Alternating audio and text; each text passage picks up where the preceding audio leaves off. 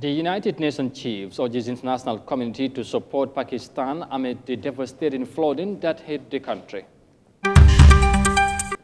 Angola's main opposition party rejected last week's presidential elections. Stay tuned for more details on that. And Nigeria's government initiated new plans to address growing insecurity in public places. Well, these and more coming ahead on The World Today.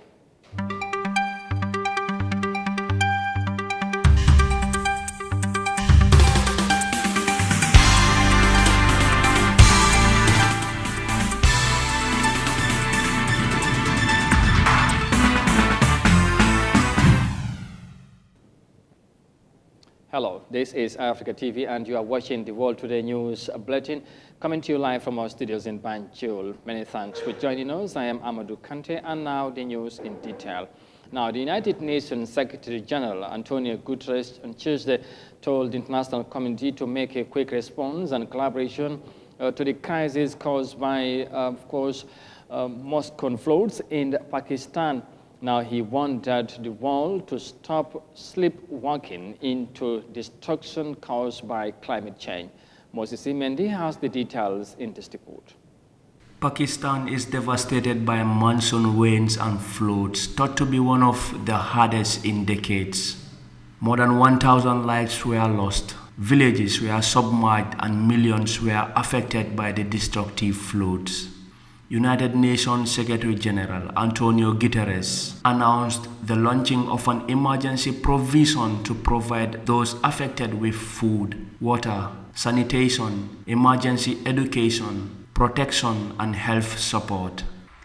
The United Nations is issuing a flash appeal for $160 million to support the response led by the government of Pakistan.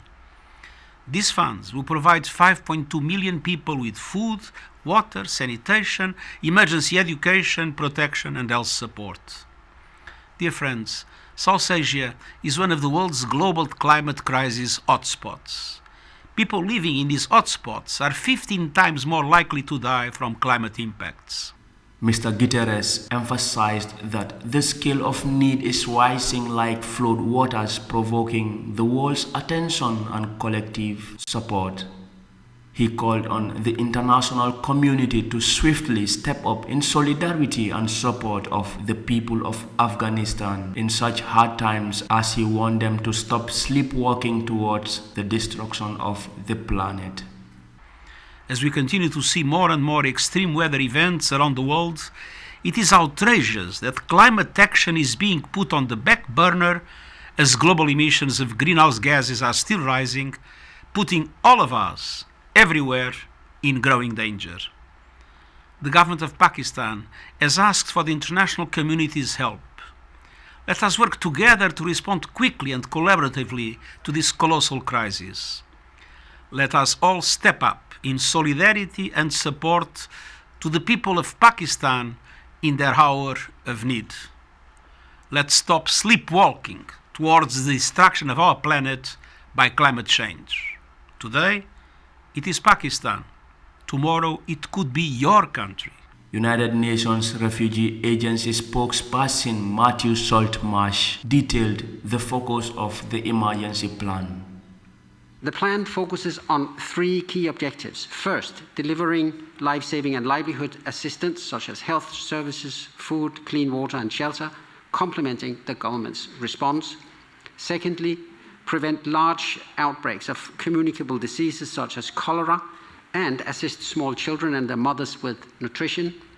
And third, making sure that people can access assistance and protection in a way that is both safe and dignified, including family tracing. According to reports, 1/3 of Pakistan, one of the world's most populous countries, is underwater, despite being responsible for only 0.4% of the world's carbon dioxide emissions. Moses Imendi, Eyeafrica News. Now, moving on, the government of Japan has announced a $30 billion pledge to African countries at the Japan-Africa Summit that just ended in Tunisia. President Adama Barrow, who participated in the summit alongside other African leaders, had returned home Tuesday morning. The pledge is intended to support African countries in the areas of human resources and climate change. President Adama Barrow said the pledge is an envelope and cannot be just direct. He also had a discussion with UNDP Policy Analysis Unit to see how the country could tap more social projects. Here's the president speaking to journalists at the Banjul International Airport. It is always difficult to travel with commercial flights in Africa. But if it is my wish, if there are flights that can definitely travel to destinations that I'm going for meeting, I prefer a commercial flight. I really enjoy the commercial flight with everybody on board, with other Gambians on board. I think this is an envelope, and the envelope is for the entire African continent. It cannot be just direct, but there are projects that we have in this country, human resource projects that can help us in in this economic crisis. We will put up projects together to make a request to see how best we can fit in, how best we can also enjoy the 30 billion. It is always difficult to travel with commercial flights in Africa, but if it is my wish, if there are flights that can definitely travel to destinations that I'm going for meeting, I prefer a commercial flight. I really enjoy the commercial flight with everybody on board, with other Gambians on board. I think it was interesting. That was President Adama Barrow speaking to journalists at the Banjul International Airport after returning from Tunis, where he attended the 8th Tokyo International Conference on African Development. Now, Angola's main opposition party said it will challenge the declared result of the just concluded presidential elections that saw the ruling party sweep the polls.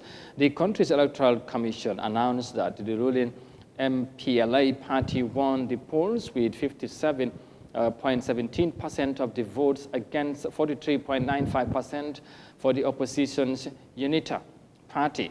Now, this year's election contest was regarded as the tightest in Angola's history, and the MPLA has ruled Angola since independence from the Portuguese in 1975. Here's more details of that in this report. Angola's main opposition party, UNITA, says it will contest last week's election results, which saw the long-ruling People's Movement for the Liberation of Angola party win a majority.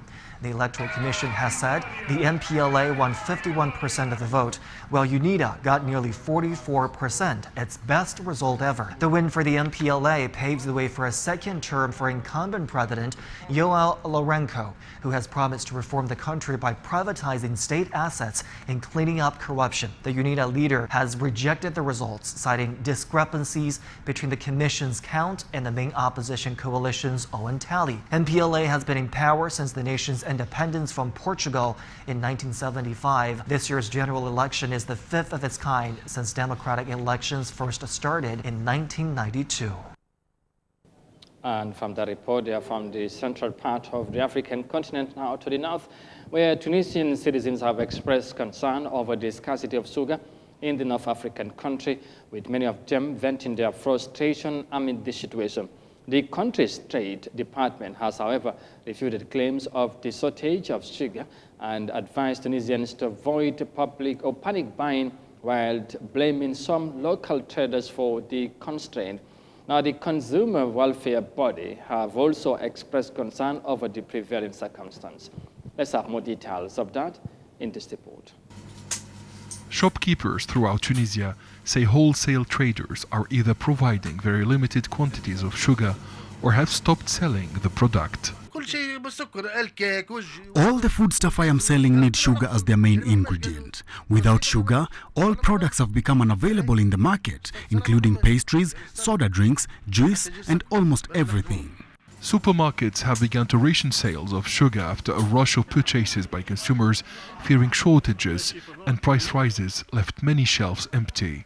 Many consumers believe that if this situation persists, bakeries won't be able to make bread and pastries.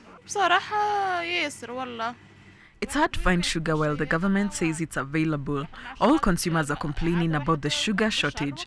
Sugar is also used for bread and sweets recipes, but bakeries won't be able to make it very soon. This situation is unbearable.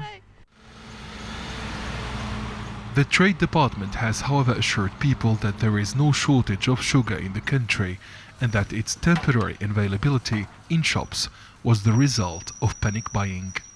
We assure Tunisians that sugar imports continue normally.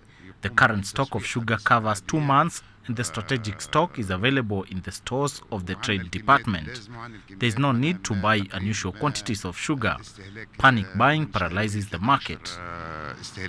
The Tunisian government said the sugar shortage is artificial and was caused by some traders allegedly holding supply to rake in profits.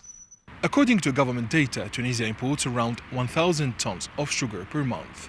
Consumer protection associations say the sugar shortage has affected the activity of tens of thousands of businesses, including cafes and coffee shops in the North African country.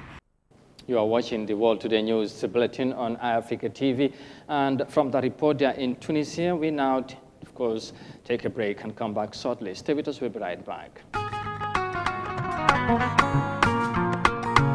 As part of government's commitment towards universal health coverage and also digitize the civil registration and vital statistics systems in the country, the Ministry of Health and partners will embark on a mass birth registration campaign and enrollment for the National Health Insurance Scheme effective August 1st, 2022.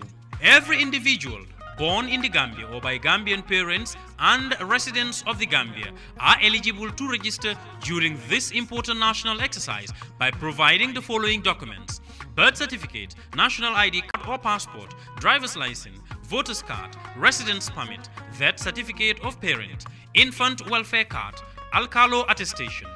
Rush now to register and encourage your family and friends to do so during this important campaign. For any information, call 1025. This campaign is supported by the government of the Gambia and partners.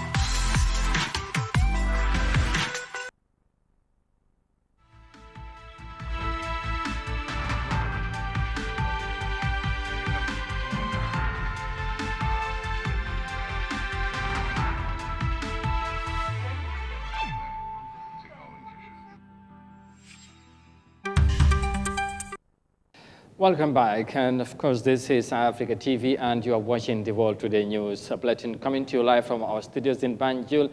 And once again, many thanks for joining us. Now let's look at the rest of the stories. Rhino preservation remains a challenge in Africa, according to a report by the International Union for Conservation of Nature, which indicates that the over 20,000 remaining rhinos on the continent are in danger due to poaching. Now the Africa Rhino Special Group outlined their concern over the declined number of rhinos on the continent, saying wildlife faces immense pressure in Africa. The expert group also lauded the commitment of stakeholders in some countries to protect the rhino family. Let's have more details of that in this report. Africa's rhino population remains under pressure, and illegal wildlife trafficking has been attributed to that drop in numbers. That's according to the International Union for Conservation of Nature's African Rhino Specialist Group's latest report, which shows that there are just 22,137 rhinos left on the continent. That's compared to a population of 23,562 rhinos recorded across Africa in 2017. This decline in the number of rhinos has alarmed conservation groups. Yeah, I think it's concerning. Wildlife in general is under increasing pressure because of anthropogenic or, the activity of people. Anything that we can do to reduce those pressures, even if wildlife trade isn't the primary cause of declines, it's something that we can control. If we can work on consumer demand, if we can shift to other alternatives, for example, with traditional medicine, if we can look for herbal alternatives that are available, anything that we can do to release the pressure off of wild animals from wildlife protection perspective is going to be a huge step forward towards protecting and maintaining animals in the wild, which is where they belong ultimately. According to the latest findings, the number of white rhinos in Africa dropped by 3.1% to 16,000 animals at the end of 2021. Black rhinos, on the other hand, increased by 3% to 6,200 animals. Some countries are now involving many stakeholders in the management and conservation of their rhino populations. Experts say such initiatives are beginning to pay dividends. The International Rhino Foundation is very supportive of these community reserve programs, these collaborative programs, some of which, many of which actually are a combination of the private reserves that are abutting national parks and or in collaboration with national parks. But when we have to ask ourselves the tough question of where rhinos might be in 20 years, it's probably on private reserves. In total, 2,707 rhinos were killed across Africa between 2018 and 2021. There were 1,588 rhino-related arrests made during the same period. The report indicates that rhino populations that are co-managed by local communities, the private sector and governments are performing far better than ones that are managed by a single entity, and that there are concerning signs that rhino poaching in Africa is returning to pre-pandemic levels. Now, coming back home, of course, Gambia's Independent Electoral Commission, IEC, has reminded political parties to prepare for their congresses ahead of this year's local government elections. Now, the electoral body's communication director, Parmakan Khan, said the political parties must start their preparation on time to avoid any delay. Mafuji Sise has the details in this report.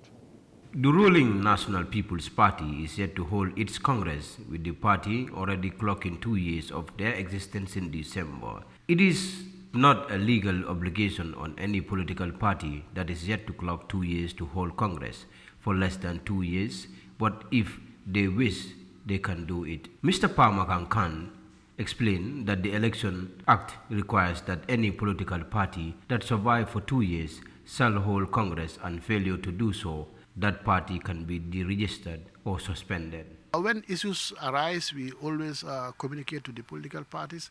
Of course, if need be, we definitely communicate with them. So I would say the Commission is in touch with each of the political parties. As of now, I can tell you that with regards to this issue of congresses and issue of regional offices, the parties have been written to. So I'm sure they have all received this correspondence, and we expect them to hold the congresses before December. And of course, the parties that are not up to 2 years old, some of the new political parties, they can also have the choice to do so.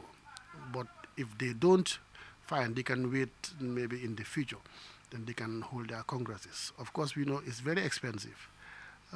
But then maybe in 3 months' time can be enough time for them to mobilize funds, and then to 31st December, they should be doing so before the 31st of December, 2022.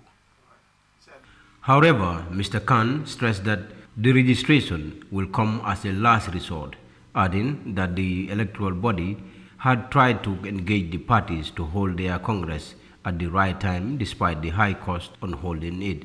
It is a requirement for all registered political parties to have a bureau in all the regions in the country, but some are not compliant with this fact. Another requirement for political parties is for them to have regional bureaus across the country. That is, each political party is supposed to have one regional office in each of the regions.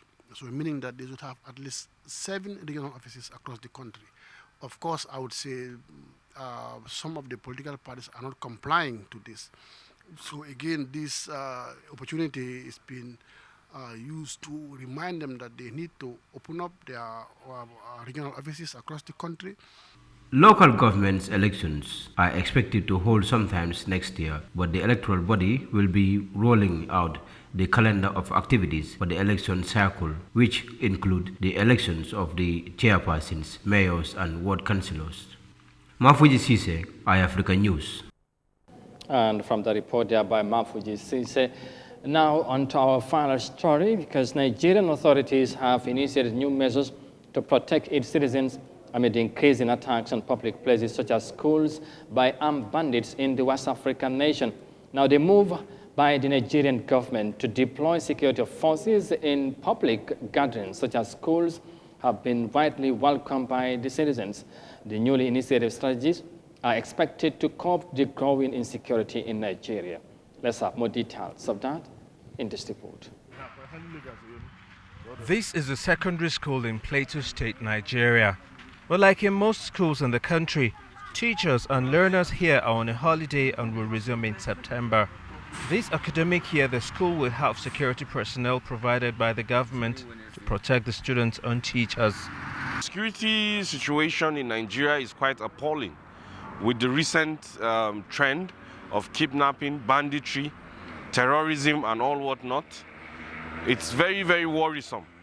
And I think it's a step in the right direction that government is planning to deploy security to these public places.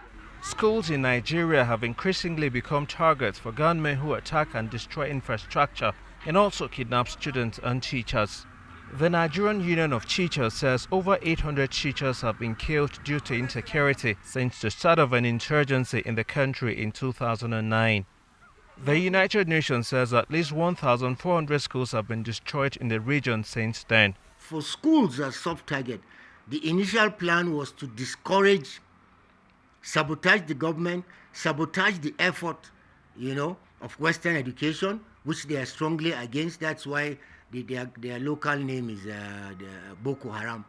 But initially, later on, they also metamorphosed. They tried to evolve and be more sophisticated. Nigeria has less than 400,000 policemen tasked with securing its over 200 million citizens. Experts say the government will have to employ measures beyond deployment of conventional security personnel to successfully secure schools and other public places. They are fighting people who are fighting from a point of ideology. You understand? So if you kill one today, it doesn't mean the other one will stop. That's ideology. It's in their brain. That's what they want to do. So they even consider themselves dead. The security apparatus are supposed to fight them on two fronts, the kinetic and the non-kinetic. They can marshal what you refer to as a citizens volunteer force, for instance. I've told you, there are so many other innovations they can use. Now, using the citizenry is going to be key. The government says it is improving its security strategies. It has initiated an amnesty program for terrorists who lay down arms in return for rehabilitation and reintegration back into the society. They are exposed to different skills after undergoing a reformation process. President Muhammadu Buhari has also approved the employment of 60,000 police officers and acquisition of more fighter jets for its armed forces to secure the country better. These measures are expected to discourage people from joining terror gangs, mitigate further attacks on schools in Nigeria, and also lead to an increase in student enrollment. Nigeria's government initiated plans to counter, or overcome attacks in public places in the West African nation. And with that report, they are coming from Nigeria. We eventually bring this news edition to an end, but for more details on this and other stories, as always, as ever, you can visit on our website on Eyeafrica.tv. But for now, many thanks for the pleasure of your company. Thanks for watching, and bye for now.